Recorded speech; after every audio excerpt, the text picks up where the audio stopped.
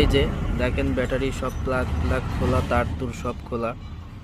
তো এই হচ্ছে বিষয়, ব্যাটারিটা খুলে রেখে দিছি, নতুন ব্যাটারি কিনবো তারপরে লাগাবো। নতুন যেটা লাগানো ছিল ওইটা আমি অবশ্য চার্জ দিছিলাম, চার্জ দিয়ে আবার লাগাই ট্রাই করলাম, কিন্তু কোনো কাজ হয় না। কিন্তু সব থেকে হতাশ হওয়ার যে ব্যাপারটা সেটা হলো ব্যাটারিটা লাগানো হয়েছে 1 বছর 4 মাস।